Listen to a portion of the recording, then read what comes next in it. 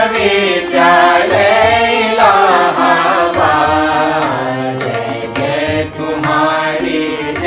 तुम्हारी विश्वविद्यालय इलाहाबाद। ज्ञान उद्गम ज्ञान संगम ज्ञान के इतिहास। ज्ञान उद्गम ज्ञान संगम ज्ञान के इतिहास। शत शत नमन है विश्वविद्यालय इलाहाबाद। सुंदरम सत्यम शिवम अवधारणाधार। जय तुम्हारी विश्वविद्यालय। सच्चिदानंद रूपाय विश्वोत्पत्त्यादि हेतवे तापत्रय विनाशाय श्रीकृष्णाय वयं नुमः। जन्माद्यस्य यतोऽन्वयादितरतश्चार्थेष्वभिज्ञः स्वराट् तेने ब्रह्महृदायादिकवये मुह्यन्ति यत्सूरयः।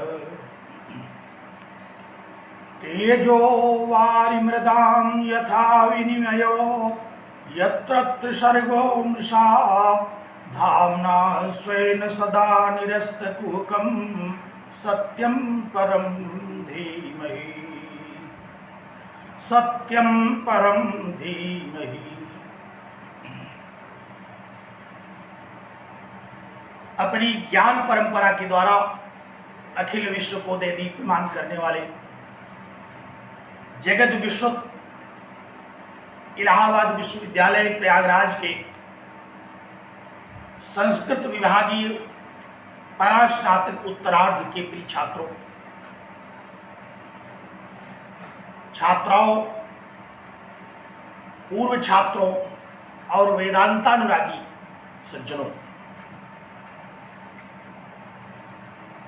यह समय हम लोगों का ब्रह्मसूत्र शांकर भाष्य पर चर्चा का निर्धारित रहता है। ब्रह्मसूत्र शांकर भाष्य पर विगत कई व्याख्यानों में हम लोगों ने बहुत सारे विषयों पर चर्चा की, समझने की चेष्टा की। जगत के त्रिविध दुखों को दूर करने वाला और परमानंद स्वरूप परमात्मा की प्राप्ति कराने वाला यह अद्वैत वेदांत, यह एक महनीय शास्त्र है। हम सब लोगों का यह कल्याण करे, इस शुभकामना के साथ मैं उस परम पिता से यह प्रार्थना करता हूं कि आप सभी लोग अपने अपने चित्त को एकाग्र करें और ब्रह्मसूत्रों के इस सूत्र में तन्मय हो जाएं, विचार में लग जाएं। आज का विचार का विषय अब ग्रंथ से आश्रित होकर के आरंभ हो रहा है। इसके पहले तो कई व्याख्यानों में मैंने अद्वैत वेदांत विषयक सिद्धांतों की चर्चा की। आपके मानस पटल पर अद्वैत वेदांत के सिद्धांतों को रेखांकित करने की चेष्टा की। ब्रह्म सत्यम जगन मिथ्या जीवो ब्रह्मैव नापरः, इस विषय को प्रातिभाषिक, व्यावहारिक और पारमार्थिक सत्यों के द्वारा समझने समझाने की चेष्टा की। और अब अथातो ब्रह्म जिज्ञासा, उत्तर मीमांसा वेदांत सूत्र के इस प्रथम सूत्र से इस ग्रंथ का विचार आरंभ करते हैं। ध्यान दीजिए, स्मरण कीजिए, इसके पूर्व हम लोगों ने जिन जिन विषयों को समझने की चेष्टा की, उसी पर आश्रित होकर के आज पुनः हम लोग आगे बढ़ते हैं। अथातो ब्रह्म जिज्ञासा, मैंने चर्चा किया था कि साधन चतुष्टय संपन्न होकर के ब्रह्म विचार करना चाहिए। भगवान बादरायण ने उत्तर मीमांसा के इस प्रथम सूत्र के द्वारा ब्रह्म विचार के आरंभ का सूत्रपात किया। उपनिषदों के द्वारा, स्मृति ग्रंथों के द्वारा, वेदांत ग्रंथों के द्वारा जिस अद्वैत तत्व, परम तत्व, आत्म तत्व का विचार किया जाना है, अब न्याय प्रस्थान के माध्यम से, तार्किक रूप से, प्रामाणिक रूप से, श्रुतियों स्मृतियों आदि से प्रमाणों को उद्धृत करते हुए अब आचार्य ब्रह्म विचार का आरंभ करते हैं। इस सूत्र पर भाष्य रचने के पहले भगवान श्रीमदादि जगत गुरु शंकराचार्य जी ने अध्यास भाष्य की रचना की। एक वाक्य का वाचन भी हम लोगों ने किया था उस दिन। जो प्रथम वाक्य था, यह अध्यास भाष्य इस प्रथम सूत्र के भूमिका के रूप में आचार्य ने उद्धृत किया। कोई भी व्याख्यान आरंभ करने के पहले, कोई भी ग्रंथ आरंभ करने के पहले, अपने किसी विचार को प्रस्तुत करने के पूर्व आचार्यों के द्वारा एक संक्षिप्त भूमिका प्रस्तुत की जाती रही है। भगवान भाष्यकार ने अध्यास भाष्य के माध्यम से एक भूमिका, एक उपोद्घात जिसको कहते हैं, प्रस्तावना, प्राकथन, जिसको कहे बिना मुख्य विषय पर आना औचित्यपूर्ण नहीं प्रतीत होता। हम जैसे जिज्ञासुओं के लिए एक आधार, भूमिका माने इस शब्द से बहुत सुपरिचित हैं हम लोग। भूमिका, भूमि माने आधार, पृथ्वी से संबंधित शब्द है यह। भूमिका माने एक छोटा सा आधार किसी विषय को प्रस्तुत करने के लिए जहां हम स्थित होकर के आगे बढ़ते हैं, उसी को भूमिका कहा जा सकता है। तो अपने इस अध्यास भाष्य के द्वारा इस ब्रह्म विचार का एक प्रस्ताव रखा, प्रस्तावना उपस्थित की। आपको स्मरण होगा, इसके पहले मैंने शांकर वेदांत पर आश्रित 3 सत्यों की चर्चा की, 3 सत्ताओं की चर्चा की, जिसे प्रातिभाषिक, व्यावहारिक और पारमार्थिक सत्ता के रूप में, या यूं कहिए कि व्यावहारिक सत्य, पारमार्थिक सत्य और सर्वप्रथम प्रातिभाषिक सत्य के रूप में हम लोगों ने समझने की चेष्टा की। हम लोगों ने यह देखा कि प्रातिभाषिक सत्य, उदाहरण स्वरूप जैसे रज्जु में सर्प की प्रतीति होती है और बहुत ही थोड़ी देर में जैसे ही रज्जु का यथार्थ ज्ञान करने के लिए कोई प्रकाश उपलब्ध हो जाता है, तो हमें सर्प की जो प्रतिभास, सर्प का जो विपरीत ज्ञान, सर्प विषय जो अध्यास हो रहा था, वह दूर हो जाता है। प्रातिभाषिक सत्य में, प्रातिभाषिक सत्ता में हम लोगों ने क्या समझा कि यह एक भ्रम है। जैसे रस्सी में सर्प का भ्रम, कहीं अंधेरे में पड़ी हुई रस्सी, क्योंकि रस्सी भी टेढ़ी मेढ़ी पड़ी रहती है और हमारे मन में एक संस्कार बना हुआ है सर्प के विषय में, वह भी टेढ़ा मेढ़ा ही चलता है। तो सर्प के उस टेढ़े मेढ़े स्वरूप का स्मरण हमारे स्मृति में तो रहता ही है, उसी को हम उस अंधेरे में आरोपित करके उस रस्सी को सांप के रूप में समझ जाते हैं और साप के रूप में समझ करके हम जिस सत्य का ज्ञान करते हैं उसी को कहते हैं प्रातिभाषिक सत्य। आप हृदयंगम कर रहे होंगे। प्रातिभाषिक सत्य क्या है? जो प्रतिभास के रूप में प्रतीत होता है। मैंने बताया था प्रतिभास माने उल्टा ज्ञान, विपरीत ज्ञान, रस्सी में सर्प का ज्ञान। रस्सी में रस्सी का ज्ञान यदि होता तो यह तो सार्थक ज्ञान होता, यह तो अनुकूल ज्ञान होता, यह तो सत्यबोध होता। लेकिन जब रस्सी में सर्प का बोध होने लगा तो यही प्रति माने उल्टा बोध हो रहा है।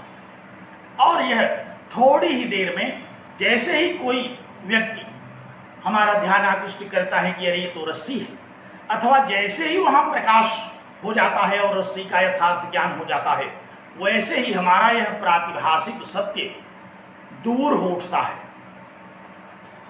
ध्यान दीजिए, यह जो प्रातिभाषिक सत्य है ये बड़ा थोड़ी देर के लिए होता है। जैसे ही यथार्थ ज्ञान हुआ व्यावहारिक सत्य का, व्यावहारिक रज्जु का जैसे ही हमें बोध हुआ तो ये प्रातिभाषिक ज्ञान दूर हो गया।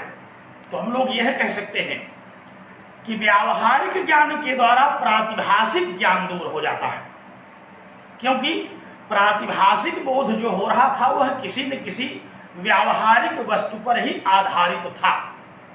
जैसे सुक्तिका में रजत का भ्रम, रज्जु में सर्प का भ्रम, सुक्तिका हो, रज्जु हो, ये सब व्यावहारिक वस्तुएं हैं। जगत में हम इनको देखते हैं, इनके विषय में जानते हैं, और इसी व्यावहारिक वस्तु पर किसी कारणवश, किसी दृष्टि दोषवश, हमारी दृष्टि के दोष से, वह दृष्टि का दोष चाहे जिस कारण हुआ हो, चाहे हम चश्मा न लगाए हों, चाहे हमारे चश्मे का नंबर घट गया हो, चाहे हमें वहां प्रकाश न दिखाई दे रहा हो, चाहे हम ठीक से देखा न हो हमने, है वह दृष्टि का ही दोष।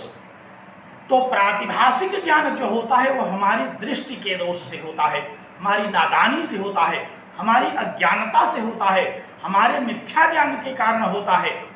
और यह बहुत ही क्षणिक होता है, बहुत ही थोड़ी देर में यह दूर हो जाता है।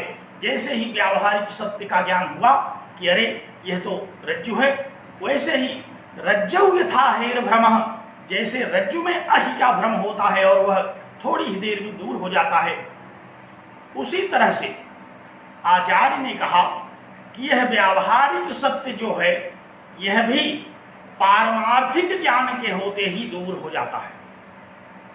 अब विचार करने का विषय है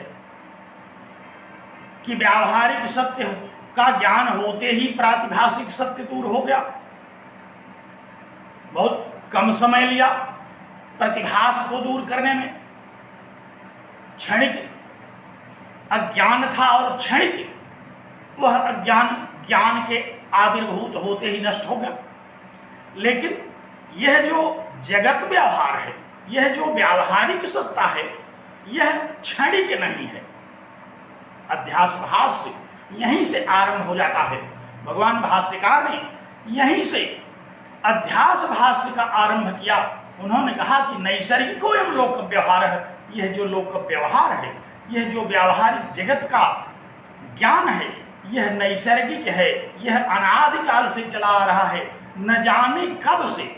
अनादि माने जिसके आदि का अता पता न हो, जिसके आरंभ को हम न जानते हो कि कब आरंभ हुआ, ऐसा ज्ञान, ऐसी जानकारी, ऐसी बात को हम अनादि कहते हैं, जिसके आरंभ का पता न हो। जैसे इस सृष्टि को हम अनादि कहते हैं, यह सृष्टि कब आरंभ हुई इसका पता हमें नहीं है, इसीलिए यह अनादि है। जिसका आदि विद्यमान न होता हो उसी को अनादि कहते हैं। तो यह संसार, यह लोक व्यवहार अनादि है। आपको याद होगा वह अध्यास भाष्य जिस पर हमने चर्चा की थी,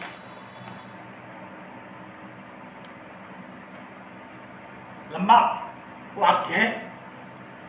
हम लोग एक एक पद को समझते हुए पूरे वाक्य को समझते हैं।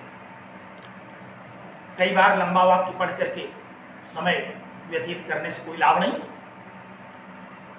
अथातो ब्रह्म जिज्ञासा में जिस पारमार्थिक ब्रह्म की जानकारी करनी है, उस जानकारी में क्या बाधा है? उस जानकारी में व्यावहारिक सत्य का होना ही एक बहुत बड़ी बाधा है।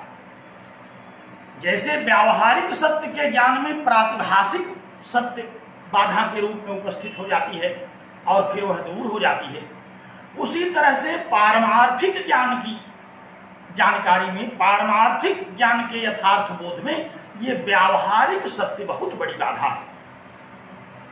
क्या है पारमार्थिक ज्ञान?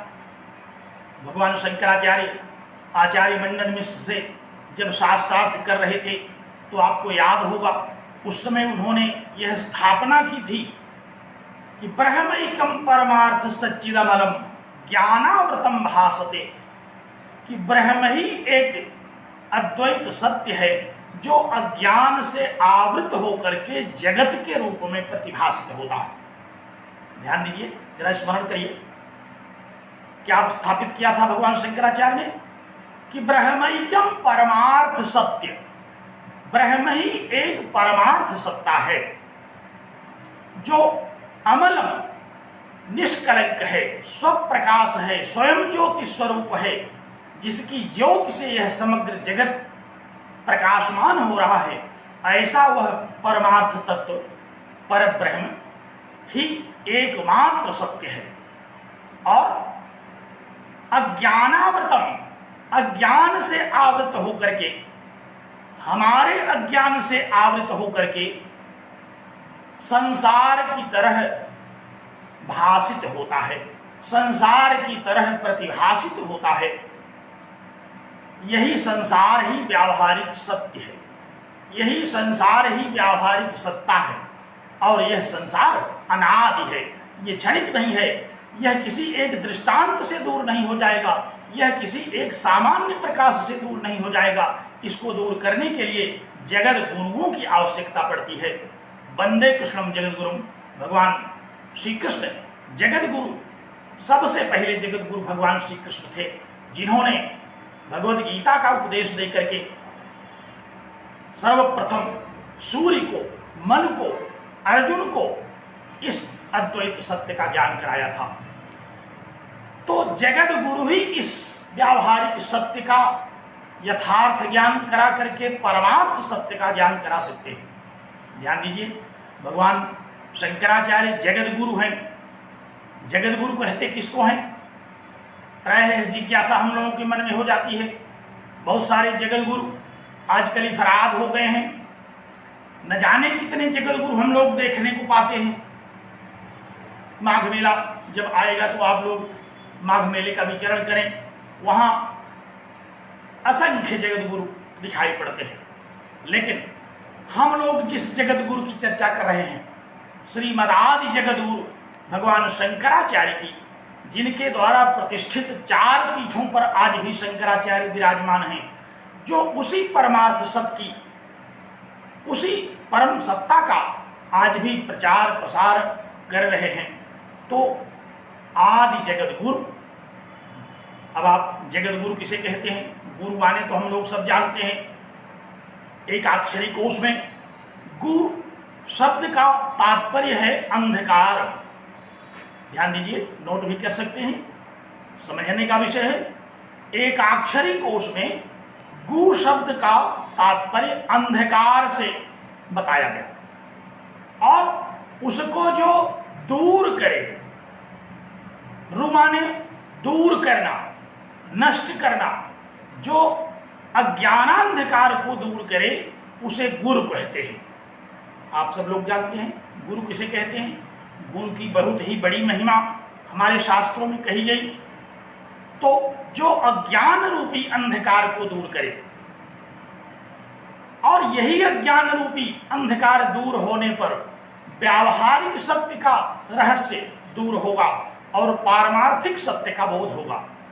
जैसे सांसारिक प्रकाश से प्रातिभाषिक सत्य का ज्ञान हुआ, अंधेरे में पड़ी हुई रस्सी को बल्ब जलाते ही हम लोग देख गए, सांसारिक प्रकाश के द्वारा रस्सी का यथार्थ ज्ञान हो गया।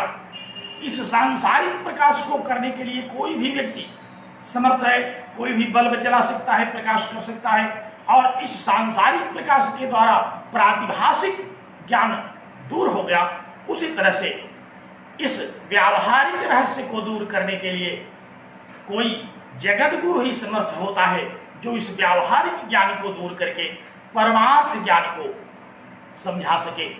तो इस व्यावहारिक रहस्य को दूर करने के लिए, और यह व्यावहारिक सत्य क्या है?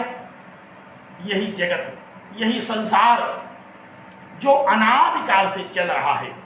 आचार्य लोग कहते हैं कि गच्छतीति जगत, जो चला जाता रहता है, चलता रहता है, जो उत्पत्ति विनाशकारी है, जो अनित्य है, ऐसा जो संसार है वही जगत है। तो इस जगत रूपी अंधकार को दूर करने का ज्ञान हमें जो प्रदान करे वह जगत गुरु है। जगत गुरु का बड़ा व्यापक व्याख्यान आचार्यों ने किया, लेकिन अति संक्षेप में जगत गुरु किसे कहते हैं? प्राय हम लोग अभी समास के द्वारा इस शब्द को समझने चलें तो जगत गुरु माने जगत है गुरु, जो जगत का गुरु हो। तो जगत का गुरु कौन है? कोई एक ऐसा व्यक्ति सर्वमान्य नहीं है जिसको पूरा संसार अपना गुरु मान ले। तत्पुरुष समास बनता है जो संसार का गुरु है, लेकिन कोई ऐसा व्यक्ति है जिसको पूरा संसार अपना गुरु मानने के लिए तैयार है? कोई ऐसा गुरु नहीं है। एक बार किसी आचार्य ने कहा कि जगत ही है गुरु जिसका। तो इस प्रकार व्याकरण के आचार्यों के द्वारा तो सारे तत्पुरुषों की सारी विभक्तियों में इसका विवेचन किया जा सकता है, लेकिन वस्तुतः जगत गुरु का तात्पर्य क्या बताया आचार्य ने? उन्होंने कहा कि जगत रूपी अंधकार को, जगत रूपी अज्ञान को, जगत ही सत्य है, यह जो बोध सही मान करके हम बैठे हैं, इसी अज्ञान में जो फंसे हुए हैं, इसी अज्ञान में, इसी अविद्या में अपने आप को विद्वान समझ करके बैठ गए हैं। अविद्यायामंतरे वर्तमानाः का जो तात्पर्य है, इसमें जो फंसे हुए हैं, ऐसे अज्ञान से दूर करने वाला जो परम ज्ञानी श्रोत्री ब्रह्मनिष्ठ गुरु होता है, उसी को जगत गुरु कहते हैं। तो श्रीमदादि जगत गुरु शंकराचार्य भगवान भाष्यकार यहाँ जगत रूपी अंधकार को दूर करने के लिए इस शारीरिक भाष्य की रचना करते हैं। तो सर्वप्रथम इन्होंने कहा कि ब्रह्म विचार के पूर्व जगत रूपी जो व्यावहारिक सत्य है, इसके रहस्य को संक्षेप में तो समझ लेना बड़ा आवश्यक है। अगर भूमिका के रूप में ही सही इस रहस्य को हम नहीं समझ पाएंगे तो ब्रह्म विचार में कदम कदम पर पदे पदे कठिनाई उपस्थित होगी। तो इसीलिए उन्होंने इस अध्यास भाष्य की रचना की। अध्यास शब्द का तात्पर्य क्या? उदाहरण से तो आप समझ गए, जैसे रस्सी में सर्प का आभास। अब यहां अधि उपसर्ग पूर्वक आस धातु से घाई प्रत्यय करके अध्यास शब्द बनता है, अर्थात रस्सी के यथार्थ स्वरूप पर सर्प का अयथार्थ ज्ञान बैठ गया। अध्यास माने बैठ जाना, किसी विषय को आवृत करके स्वयं प्रदर्शित होने लगना। रज्जु में रज्जु के यथार्थ ज्ञान को आवृत करके सर्प के ज्ञान को प्रदर्शित करने लगना, यही अध्यास है। तो सबसे पहले अध्यास भाष्य में भगवान शंकराचार्य ने क्या समझाया? कहा कि अध्यास माने इस परमार्थ सत्ता पर ये व्यावहारिक सत्ता अध्यस्त हो गई है, इसी कारण हमें परमार्थ का ज्ञान नहीं हो पा रहा है। परमार्थ के ज्ञान में क्या बाधा है? परमार्थ के ज्ञान में ये व्यवहार का ज्ञान बाधित कर रहा है। क्यों? क्योंकि यह व्यवहारिक ज्ञान इस पारमार्थिक ज्ञान पर अध्यस्त हो गया है। आप वेदांत सार का स्मरण करें, जहां वेदांत सार में ये कहा गया था कि श्रोत्रीय ब्रह्मनिष्ठ गुरु के पास शिष्य को जाना चाहिए, और वह श्रोत्रीय ब्रह्मनिष्ठ गुरु अध्यारोपापवादाभ्याम, अध्यारोप और अपवादन न्याय से इस तत्व को शिष्य को समझा देता है। वह गुरु शिष्य को जो साधन चतुष्टय संपन्न शिष्य है उसको अध्यारोप और अपवादन न्याय से समझाता है। तो ये अध्यारोप क्या है? यही अध्यास ही अध्यारोप है। अध्यास और अध्यारोप ये पर्यायवाची शब्द है। जैसे अधि आस और घय से अध्यास हम लोग समझ रहे हैं व्याकरण की दृष्टि से, उसी तरह से अध्यारोप में भी अधि आ रूह और णिच प्रत्यय करके घाई प्रत्यांत अध्यारोप शब्द बनता है। इसका भी तात्पर्य यही होता है कि एक वस्तु को ढक लेना, किसी वस्तु के यथार्थ स्वरूप को ढक लेना और अयथार्थ स्वरूप को प्रकट कर देना, यही तो अविद्या का, यही तो अज्ञान का, यही तो माया का काम है। आप सभी लोग पंचदशी में अविद्या और अज्ञान माया इसको पढ़ रहे हैं लगातार। वहां हम लोग यह देखते हैं कि यह माया ही अविद्या के रूप में हमारे चित्त को, हमारी बुद्धि को ढक लेती है। हम उसके अधीन हो जाते हैं और वह अविद्या जो चाहती है हम उसी को देखते हैं। जैसे कोई जादूगर अपनी जादू दिखाते समय एक ऐसे आरोप को हमारी दृष्टियों पर डाल देता है कि वह जो दिखाता है हम उसी को देखते हैं। उसी प्रकार वह परम जादूगर, वह परमात्मा अपनी अज्ञान शक्ति के द्वारा, माया शक्ति के द्वारा इस जगत को देखने के लिए हमें प्रेरित कर देता है। और तब तक हम इस जगत को देखते रहते हैं जब तक हमें इस व्यावहारिक सत्ता का बोध न हो जाए, जब तक हम इस व्यावहारिक सत्ता के रहस्य को न समझ जाएं, तब तक हमें इस व्यावहारिक जगत का ज्ञान होता रहेगा। तो ध्यान दीजिए, इसी विषय को समझाने के लिए पारमार्थिक सत्ता पर व्यावहारिक सत्ता कैसे आरूढ़ है, यद्यपि ये दोनों सत्ताएं एक दूसरे से विलक्षण हैं, एक दूसरे से परम विरुद्ध हैं, एक दूसरे की तरह कदापि नहीं है। जैसे प्रातिभाषिक सत्ता में तो हम लोग देखते हैं सर्प में और रज्जु में एक साम्य है, एक स्वरूप साम्य है, दोनों टेढ़े मेढ़े हैं, दोनों वक्र गति से चलते हैं। लेकिन यह जो पारमार्थिक सत्य है और व्यावहारिक सत्य, इन दोनों में किसी प्रकार का साम्य नहीं है। फिर भी इस अज्ञान के कारण, इस अविद्या के कारण हमें अध्यास होता है और हम परमार्थ पर व्यवहार का बोध करके अनादिकाल से प्रवृत्त होते चले आ रहे हैं। तो यह ऐसा शास्त्र है, इसी को समझाने के लिए आचार्य ने इस अध्यास भाष्य का कथन किया। अब अध्यास भाष्य की महिमा हम बहुत देर तक गाए। अब आइए शब्द का जरा हम शब्दार्थ देखें, स्मरण करें, पुस्तक अनावृत करें, अध्यास भाष्य पर पहुंचें, सत्यानंदी दीपिका के पृष्ठ 2 पर आए, जहां से अध्यास भाष्य का आरंभ होता है। हमें लगता है कि आपको मिल गया होगा अध्यास भाष्य। कहां से आरंभ हो रहा है अध्यास भाष्य? युष्मद अस्मद प्रत्यय गोचरयोर विषय विषयिणो तमः प्रकाशोद विरुद्ध स्वभावयोः इतरेतर भावानुत्पत्तौ सिद्धायाम तद्धर्माणाम क्षुत्राम इतरेतर भावानुत्पत्ति। मिल गया? युष्मद अस्मद प्रत्यय गोचरयोः विषय विषयिणोः तमः प्रकाशोद विरुद्ध स्वभावयोः। आइए इसी वाक्य को आज समझ लिया जाए जरा। बड़ा गंभीर शास्त्र है, बहुत देर लगती है हमको। एक मंदबुद्धि व्यक्ति हूं मैं, आप लोगों को लगता होगा कि उसी बात को बार बार क्यों कहते हैं, लेकिन मुझे लगता है कि जैसे मैं अभी तक इसको नहीं समझा, उसी प्रकार आप भी इसको अभी न समझे होंगे और बार बार उसी बात को मैं कहता रहता हूं। इसको पुनरुक्ति दोष के रूप में भी कोई कह सकता है, लेकिन यहां पुनरुक्ति दोष तो है ही नहीं, क्योंकि उक्ति वह है जिसको आप समझ जाएं। अगर आप एक ही बार में समझ जाते तब मैं दोबारा कहता तो पुनरुक्ति दोष होता, लेकिन जब आप ही कई बार में समझते हैं, मैं ही कई बार में इसको समझ पाता हूं, तो फिर यहां पुनरुक्ति दोष तो है ही नहीं। तो क्या कहा आचार्य ने?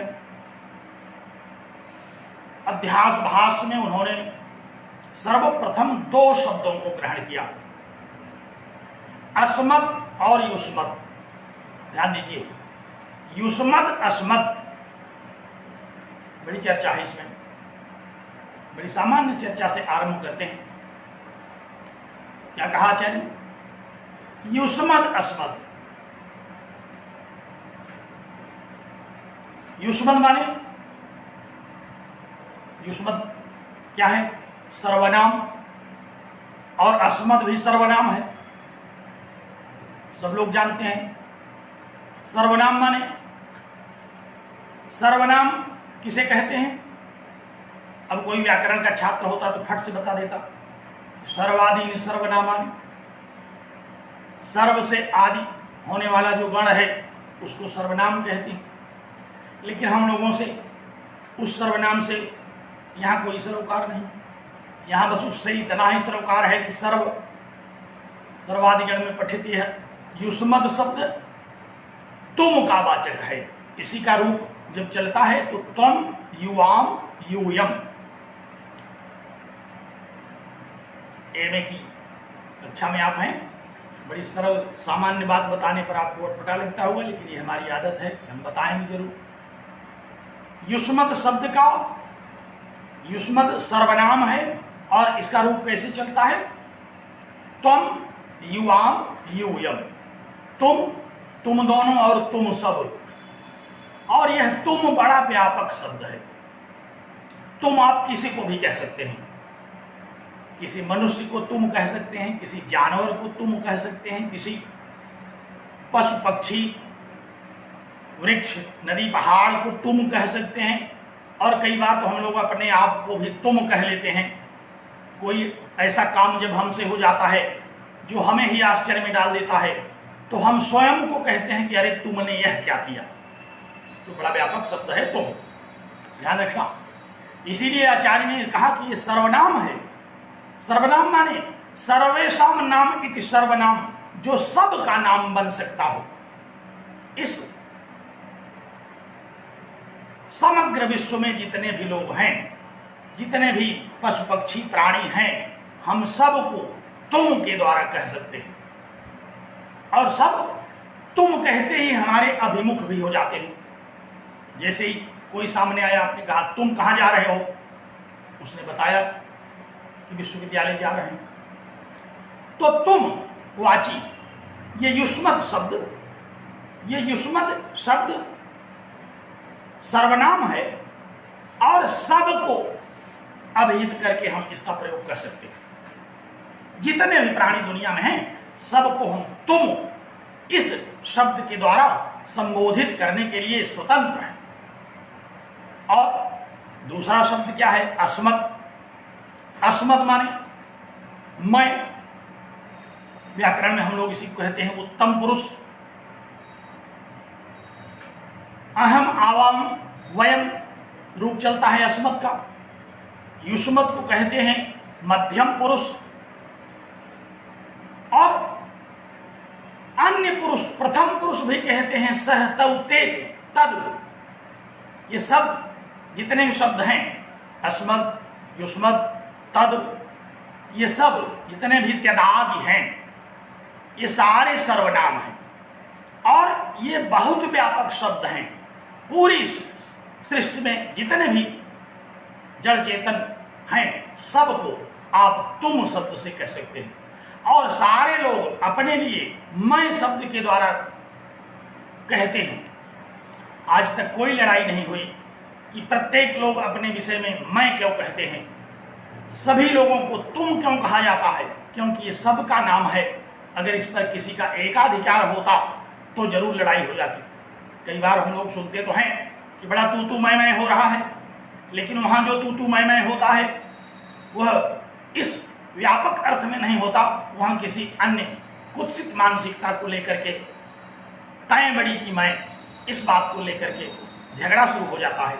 लेकिन युष्मत् और अस्मत् ये दो ऐसे गंभीर, ऐसे व्यापक सर्वनाम शब्द हैं जिससे इस अशेष सृष्टि का बोध होता है।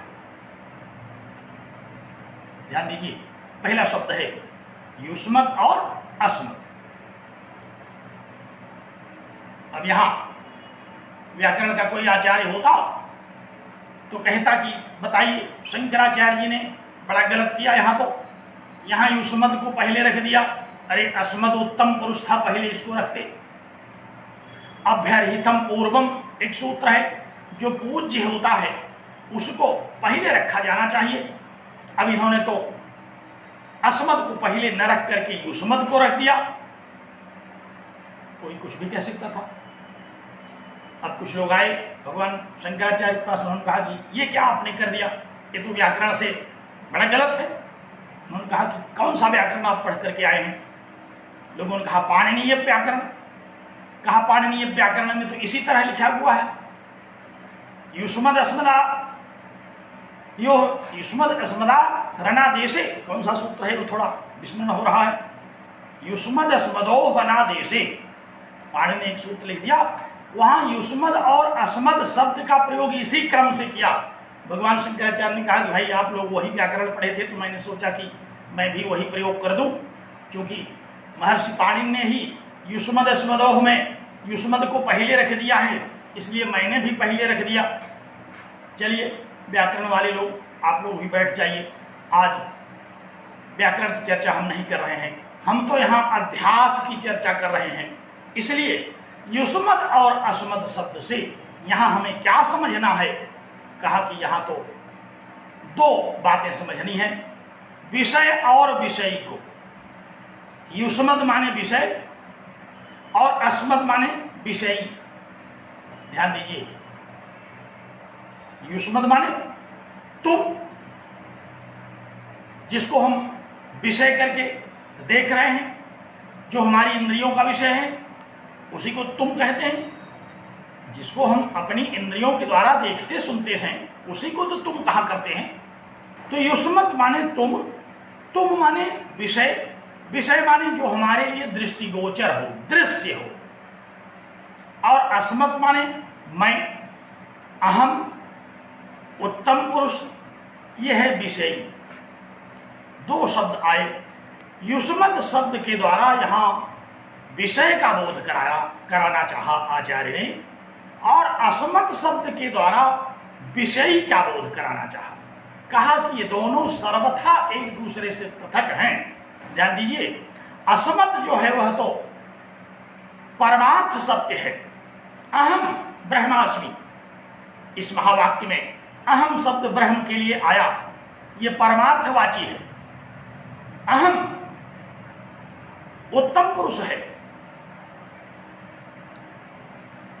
भगवान को इसीलिए पुरुषोत्तम कहा जाता है, ये उत्तम पुरुष है। तो अहम शब्द से विषयी, देही, आत्मा, ब्रह्म आदि का ज्ञान होता है। और त्वम शब्द के द्वारा जीव, विषय, जगत, दृश्य, जड़ आदि का ज्ञान होता है। तो अहम के द्वारा तो चेतन का ज्ञान होता है, और तुम इत्यादि के द्वारा जड़ का ज्ञान होता है। विषयी, अहम शब्द से हम विषय के विषय में समझते हैं। नित्य सच्चिदानंद स्वरूप जो ज्ञाता है, जो स्वयं ज्योतिष स्वरूप है, ऐसे अहम तत्व को विषय कहते हैं। और युष्मदवाची जितने भी मद भिन्न हैं, मुझसे पृथक जितने भी शब्द हैं युष्मदवाची, उन सबको विषय कहते हैं। तो भगवान शंकर ने कहा कि देखो, दो बातें समझो पहले, एक विषय और एक विषयी। सुना? बड़ा सरल और बड़ा रोचक प्रसंग है, किंतु प्रौढ़ है। सामान्य लोग इसको दर्शन ग्रुप वालों के अलावा जो होंगे उनको विशेष ध्यान देना पड़ेगा, क्योंकि वो इसमें रुचि दे करके नहीं बैठे हैं। रुचिपूर्वक जो जिज्ञासु, रुचिपूर्वक जो वेदांतानुरागी, रुचिपूर्वक जो दर्शन के छात्र सुन रहे होंगे, वे तो समझेंगे, और जो यूं ही सुनने चले आए हैं उनको ये बात समझ में नहीं आएगी। भगवान शंकराचार्य ने अपने इस अध्यास भाष्य में सर्वप्रथम दो शब्दों को ग्रहण किया, अस्मत् और युष्मद्। अस्मत् शब्द का तात्पर्य विषयी और युष्मत् शब्द का तात्पर्य विषय, और ये दोनों एक दूसरे से सर्वथा पृथक हैं, एक दूसरे से सर्वथा अलग हैं, क्योंकि विषय कभी विषय नहीं हो सकता, विषय कभी विषय नहीं हो सकता। और इस बात को उन्होंने और स्पष्ट किया, कहा कि युष्मत् अस्मत् प्रत्यय गोचरयो हो, युष्मत् के रूप में प्रतीति का जो विषय बने उसको कहेंगे युष्मत् प्रत्यय गोचर, और अस्मत् के रूप में प्रतीति का जो विषय बने उसको कहेंगे अस्मत् प्रत्यय गोचर। प्रतीति का विषय माने ज्ञान का विषय, अस्मत् के रूप में जो ज्ञान का विषय बनता है उसे अस्मत् प्रत्यय गोचर कहते हैं, अर्थात अहम। और युष्मत् के रूप में जो प्रतीति का विषय बने उसे युष्मत् प्रत्यय गोचर कहते हैं, जैसे त्वम। और यह है कौन? कहा विषय विषयो हो, इसमें एक तो विषयी है और दूसरा विषय है। अहम तत्व विषयी है और त्वम तत्व विषय है। ये दोनों सर्वथा पृथक हैं एक दूसरे से, इन दोनों में कभी धोखा नहीं हो सकता। जैसे रज्जु में सर्प का धोखा हो जाता है, सुप्तिका में रजत का धोखा हो जाता है, उस तरह से तुम में मैं का धोखा कभी नहीं हो सकता, मैं में तुम का धोखा कभी नहीं हो सकता। किसी पागल को भी मैं में तुम का धोखा नहीं हो सकता। इसलिए भगवान शंकराचार्य ने इन दो शब्दों को उठाया, कहा कि देखो विषय और विषयी ये दो, एक परमार्थ सत्य है, एक व्यवहार सत्य है। परमार्थ सत्य कभी व्यवहार सत्य नहीं हो सकता। परमार्थ सत्य कौन है? जो अहम है, जो अस्मद्वाची है, जो विषयी है। और व्यवहारिक सत्य कौन है? जो तुम युष्मद्वाची और विषय है। इन दोनों को कभी भी अभिन्न नहीं किया जा सकता, इन दोनों का अध्यास नहीं किया जा सकता, इन दोनों का तादात्म्य नहीं किया जा सकता, इन दोनों का अभेद नहीं किया जा सकता, क्योंकि ये विषय और विषयी के रूप में जाने जाते हैं। कहा भाई तो बड़ी गंभीर बात आपने की, जरा दोनों के स्वभाव का थोड़ा कुछ उल्लेख करिए। जैसे दो लोग हों, उन दोनों में अंतर हम लोग बताते हैं जब, तो एक के स्वरूप को पहले बताते हैं कि 5 फुट 10 इंच के हैं, मोटे तगड़े हैं। दूसरे को कहते हैं ये 5 फुट 8 इंच के हैं, दुबले पतले हैं। अब मान लीजिए इससे भी न पता चला, तो कहा इनका स्वभाव तो कुछ होगा। कहा हाँ, इनका स्वभाव बड़ा अलग अलग है। एक बड़े मृदु स्वभाव के हैं और दूसरे थोड़ा अक्खड़ किस्म के हैं। तो कहा तो फिर इस विषय और विषय में कैसा स्वभाव है? कहा ये तो बड़ा विचित्र स्वभाव है। तमः प्रकाशवद विरुद्ध स्वभाव। कहा कि ये दोनों विरुद्ध स्वभाव वाले हैं। तमः प्रकाशवद विरुद्ध स्वभावयो। कहा कि ये तम और अंधकार की तरह विरुद्ध स्वभाव वाले हैं। एक रूप है तमः प्रकाश, प्रकाश माने प्रकाशित, जो स्वयं ज्योतिष स्वरूप है, जिसको देखने के लिए किसी अन्य प्रकाश की आवश्यकता नहीं पड़ती हो, जिसको जानने के लिए किसी प्रकाश के साधन को उपलब्ध करने की आवश्यकता न पड़ती हो, वह तो स्वयं ज्योतिष स्वरूप अहम तत्व है। अहम तत्व को देखने के लिए हमें कभी बल्ब जलाने की आवश्यकता नहीं पड़ती। अहम तत्व को जानने के लिए हमें कभी शीशे में जानने की जरूरत, देखने की जरूरत नहीं पड़ती। शीशे में हम शरीर को देखते हैं जो त्वम तत्व है, प्रकाश में भी हम शरीर को अपने अथवा अन्य को देखते हैं जो त्वम तत्व है। लेकिन अहम तत्व ये तो स्वयं ज्योतिष स्वरूप का है, इसके लिए किसी प्रकाश की आवश्यकता नहीं पड़ती। कहा दोनों का स्वभाव बड़ा अलग अलग है। एक तो परम ज्योतिष स्वरूप है, चमकता रहता है, जिसको बताने के लिए किसी एक दीपक को दूसरे दीपक के द्वारा नहीं देखा जाता, एक सूर्य को दूसरे सूर्य के द्वारा नहीं देखा जा सकता। तो यह जो अहम तत्व है ये परम ज्योतिष स्वरूप है, इसी स्वभाव वाला है। ये प्रकाश स्वभाव है, ये प्रकाश स्वभाव वाला है, कहीं भी चमकता रहता है। इसको देखने के लिए आपको कभी किसी टार्च की जरूरत, किसी प्रकाश की जरूरत, किसी सूर्य की जरूरत नहीं पड़ेगी। और दूसरा कहा ये तो थोड़ा तमह स्वरूप वाला है, अंधकार स्वरूप। अंधकार कैसा होता है? हम लोग कहते हैं अंधकार तो काला होता है, श्याम वर्ण का होता है। उसको न तो हम अंधकार को देख सकें और न अंधकार में देख सकें। अंधकार को भी नहीं देख सकते। किसी ने अंधकार को देखा है? अंधकार को देखना बड़ा कठिन है। जैसे ही लाइट गायब होती है अंधकार छा जाता है और हमारे नेत्र के पलक बंद हो जाते हैं। कोई अंधेरे में पलक खोल करके बैठा रहेगा तो बड़ी कठिनाई आ सकती है। इसलिए अंधकार को हम देख नहीं पाते। और अंधकार में, कई बार अंधकार में तो देख लेते हैं, क्योंकि जब कम अंधकार रहता है, जैसे सायंकाल, अंधकार में तो अनुपात रहता है, कभी कम अंधकार, कभी ज्यादा अंधकार, कभी मध्यम कोटि का अहंकार, कभी झिलमिल झिलमिल अहंकार। तो अंधकारों में तो कई कोटियां होती है, उसमें कहीं कहीं हमको झलकता है, कहीं कहीं दिखाई पड़ता है, कहीं कहीं हम विषय को देखने की कोशिश करते हैं, लेकिन उस अंधकार को नहीं देख सकते। अंधकार में बैठे हुए किसी को देखने की कोशिश तो कर सकते हैं जब कम अंधकार हो तो दोनों का स्वभाव बिल्कुल अलग है। ध्यान दीजिए, पहचानने में कोई कठिनाई नहीं होगी। एक काला काला है, एक परम ज्योति स्वरूप है। तो कहा कि तमः प्रकाशोद विरुद्ध स्वभावयो, स्वभाव इनका दोनों का अलग है। विषय और विषय का स्वभाव अलग है। एक परम ज्योति स्वरूप है, एक तमः स्वरूप है, एक प्रकाश स्वरूप है और एक अंधकार स्वरूप है। तथा इनके ज्ञान का भी अलग अलग रूप है। एक अस्मत् के रूप में हमें ज्ञान का विषय बनता है और दूसरा युष्मत् के रूप में ज्ञान का विषय बनता है। तो बड़ा अलगाव है विषय में और विषय में।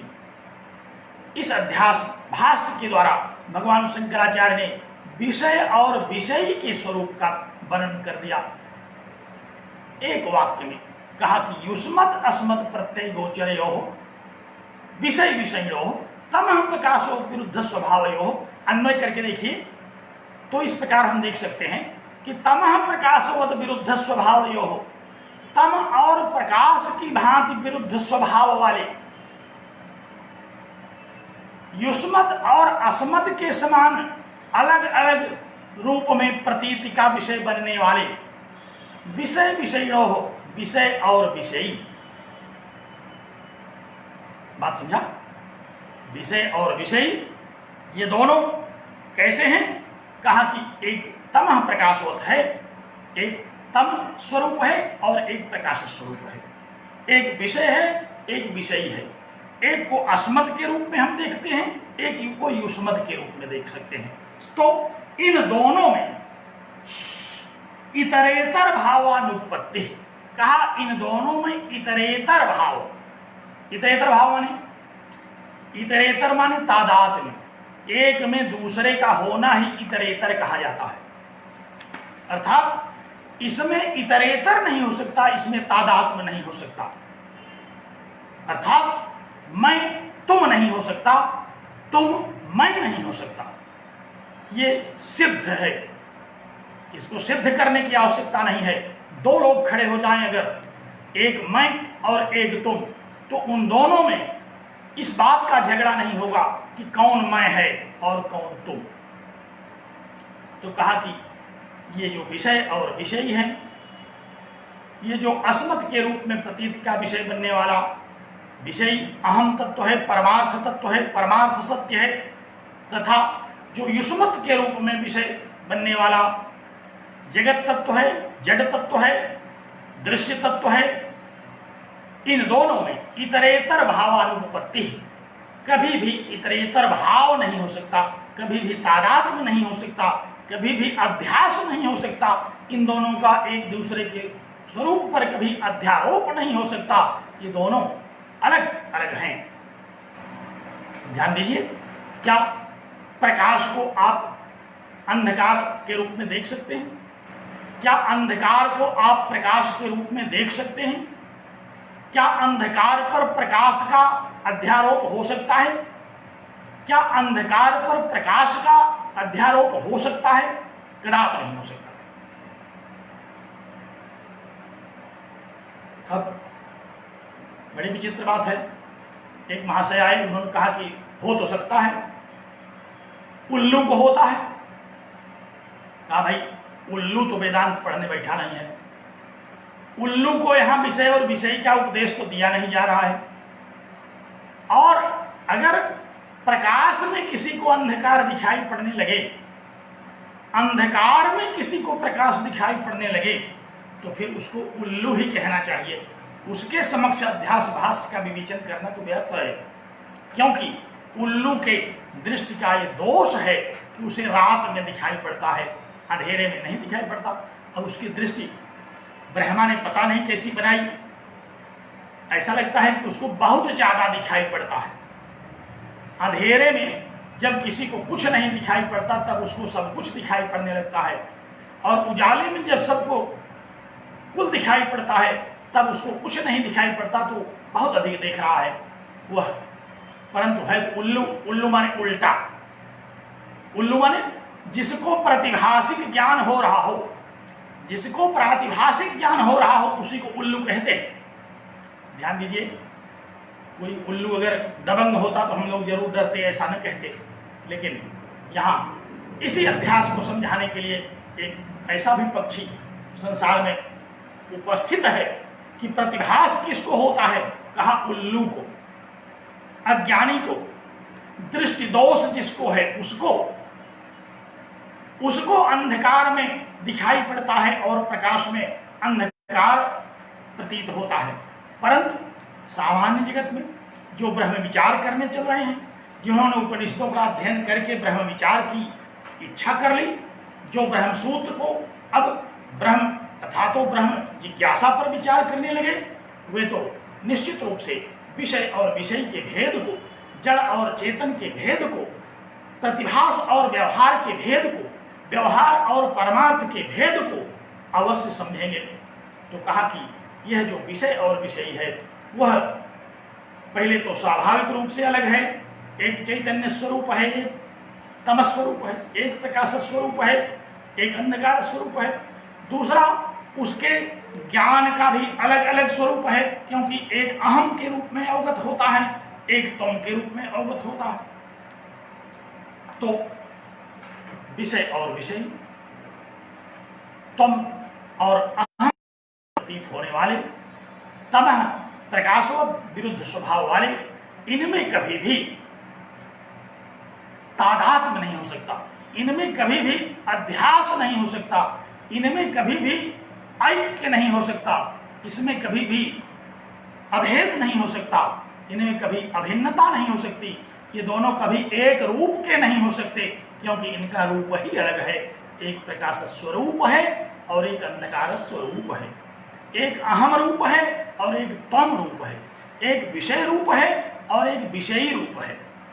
अब इतनी बार मैंने कह दिया कि मुझे पक्का विश्वास हो गया है कि अब आप लोग विषय और विषयी के स्वरूप में कभी धोखा नहीं खाएंगे। विषय किसे कहते हैं और विषय किसे कहते हैं, और इन दोनों के स्वरूप का इतना विवेचन करने के बाद यह निष्कर्ष निकल आया कि हम लोग कभी भी इनमें तादात्म्य की आशंका नहीं करेंगे। हम लोग कभी इस संशय में नहीं पड़ेंगे कि विषय विषय के रूप में अध्यस्त होता होगा अथवा विषय विषय के रूप में अध्यस्त होता होगा, ऐसा नहीं होगा। क्यों? क्योंकि ये दोनों व्यावहारिक रूप में इनकी प्रतीति अलग अलग हो रही है, दोनों के रूप अलग अलग हैं, दोनों के व्यवहार अलग अलग हैं, दोनों का बोध अलग अलग रूप में हो रहा है। जहां इतना भेद है, जहां इतना अलगाव है, जहां इतना पार्थक्य है, जहां इतनी पृथकता है, वहां तो कभी धोखा हो ही नहीं सकता। जैसे अपने आप में कभी धोखा नहीं होता कि मैं तुम हूं, जैसे तुम में कभी धोखा नहीं होता कि मैं तुम हूं, उसी तरह से विषय और विषय में कभी धोखा नहीं होता। धोखा माने अध्यास, अध्यारोप। इन दोनों में विषय और विषय में दोनों में कभी भी अध्यास का प्रसंग उठता ही नहीं, अध्यास का प्रश्न उठ ही नहीं सकता। इसलिए भगवान भाष्यकार ने कहा कि देखो, परमार्थ सत्य जो है, ब्रह्मैकम परमार्थ सत्य ममलम, ब्रह्म ही एक अद्वैत परमार्थ सत्य है। इस पर, इस व्यावहारिक सत्ता का कभी भी आरोप नहीं हो सकता। और दूसरी बात क्या समझाया? कहा कि इत्यतो अस्मत् प्रत्यय गोचरे विषय चिदात्मके। कहा कि इत्यतो माने इसलिए, जब हम विषय और विषय के स्वरूप को समझ गए तो इत्यतः माने इसलिए अस्मत् प्रत्यय गोचरे विषय, अस्मत् प्रत्यय के रूप में प्रतीत होने वाला जो विषय है उसमें युष्मत् प्रत्यय गोचरस्य विषयस्य, युष्मत् के रूप में प्रतीत होने वाले विषय का इतरेतर भावानुपत्ति ही, उसमें भी कभी दोनों का अध्यास नहीं हो सकता, उसमें भी कभी दोनों का धोखा नहीं हो सकता। जब अस्मत् और युष्मत् का हम तात्पर्य समझ गए, जब अस्मत् और युष्मत् के विषय में हम उसके स्वरूप को समझ गए, तो क्या पक्का हो गया? यह बात पक्की हो गई इस इत्यतो, तो यह बात निष्कर्ष के रूप में निकला कि अस्मत् प्रत्यय गोचरे विषय चिदात्मके, चिदात्मक रूपी जो अस्मत् प्रत्यय गोचर है, चिदात्मा जो अस्मत् के रूप में प्रतीति का विषय बनता है, उसमें युष्मत् प्रत्यय गोचर से विषय से, युष्मत् के रूप में प्रतीति का विषय बनने वाले विषय का, और तद्धर्माणाम, और उस विषय के धर्मों का अध्यास, अध्यास कभी नहीं हो सकता। ध्यान दीजिए, न तो विषय का विषय में अध्यास हो सकता है, न तो विषय में विषय का अध्यास हो सकता है। और एक बात और जोड़ दिया कि विषय के धर्मों का विषय के साथ न तो अध्यास हो सकता है, विषय के धर्मों के साथ अध्यास नहीं हो सकता, और विषय के धर्मों का विषय के धर्मों के साथ अध्यास नहीं हो सकता।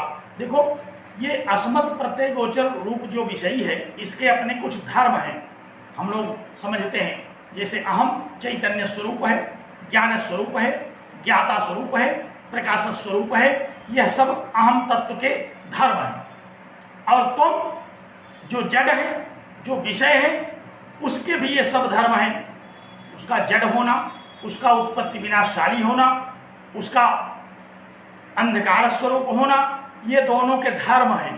तो कहा कि न तो इन दोनों में अध्यास हो सकता है, न इन दोनों के धर्मों में कभी अध्यास हो सकता है। ध्यान से समझिए, न तो विषय का विषय में अध्यास होगा, न विषय का विषय में। और एक बात जोड़ दिया, कहा कि विषय के धर्मों का, अर्थात विषय के क्या धर्म है? उत्पत्ति विनाशशाली होना। ये जगत उत्पत्ति विनाशशाली है, जगत के जितने पदार्थ हैं ये सब उत्पन्न होते हैं, नष्ट होते हैं। इस धर्म का, विषय का जो धर्म है, जो नित्य शुद्ध बुद्ध मुक्त सत्य स्वभाव आत्म तत्व का धर्म है, इसमें कभी अध्यास नहीं होगा। अर्थात विषय का जो धर्म है वह विषय के धर्म के साथ न तो कभी अध्यस्त होगा, न ही विषय के जो धर्म है वे विषय के धर्म के साथ कभी अध्यस्त होंगे। ध्यान दीजिए, हमने दो बात कही आपसे, दो विषयों पर चर्चा की। एक अस्मत् के रूप में प्रतीत का विषय बनने वाला विषय, और दूसरा युष्मत् के रूप में प्रतीत का विषय बनने वाला विषय। विषय जो है वह व्यावहारिक सत्य है और विषय पारमार्थिक सत्य है। इस पारमार्थिक सत्य पर व्यावहारिक सत्य का अध्यास कभी नहीं हो सकता, क्योंकि दोनों एक दूसरे से स्वरूप में अलग हैं, व्यवहार में अलग हैं, प्रतीति में अलग हैं। और यही एक बात और जोड़ दिया कि इन दोनों के धर्मों का भी परस्पर एक दूसरे के साथ कभी अध्यास नहीं हो सकता, क्योंकि एक चित स्वरूप है, एक जड़ स्वरूप है, एक प्रकाश स्वरूप है, एक अंधकार स्वरूप है। तो जिसका धर्म प्रकाश स्वरूप होना है वो अंधकार के साथ कैसे अध्यस्त होगा? उसका कभी भी ऐक्य नहीं होगा, उसका कभी भी तादात्म्य नहीं होगा। बात समझ गए? कहा हाँ बात तो समझ गए, लेकिन बात ही समझे, होता तो है। बात तो समझ गए, जो कहा गया उसको तो समझ गए, लेकिन अध्यास तो होता है, हो नहीं सकता लेकिन होता है। विषय में विषय का अध्यास, विषय के धर्मों के साथ अध्यास हो तो नहीं सकता, लेकिन होता तो है। कितना उदाहरण दें? अनेक उदाहरणों के साथ हम लोग इस बात को कह सकते हैं। अहम शब्द है, जैसे अहम माने नित्य शुद्ध बुद्ध वह चैतन्य, लेकिन अहम माने मैं। अब मैं शब्द से हम शरीर का बोध करते हैं, अपने नाम का बोध करते हैं, अपनी जात का, अपनी आयु का, अपने धर्म का, अपने वर्ण का, अपनी विशेषताओं का बोध तो करते हैं।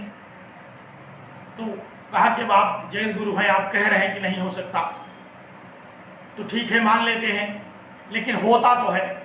जैसे मैं प्रतीत के विषय में जो अस्मत् प्रत्यय है, उसके साथ साथ हमें इस शरीर का भी तो बोध होता है, हमें अपनी इंद्रियों का बोध होता है। मैं मोटा तगड़ा गोरा सांवला लूला लंगड़ा हूं, इसका तो बोध हमें होता है। तो कैसे कहें कि नहीं हो सकता? अब ठीक है, सैद्धांतिक रूप से भले नहीं हो सकता, लेकिन होता तो है। कहा होता तो है, लेकिन अध्यास मिथ्येति भवितुम युक्तम। कहा अगर होता है तो मिथ्या इति भवितुम युक्तम, तो फिर वह मिथ्या होने योग्य है। हो नहीं सकता, फिर भी अगर होता है तो फिर वह क्या होने योग्य है? कहा मिथ्या होने योग्य है। मिथ्या माने निषेध। देखो यहां मिथ्या शब्द निषेध के अर्थ में आया है। कहा कि अगर होता है तो समझो कि हो नहीं रहा है, ये धोखा है, अयथार्थ है, झूठ है।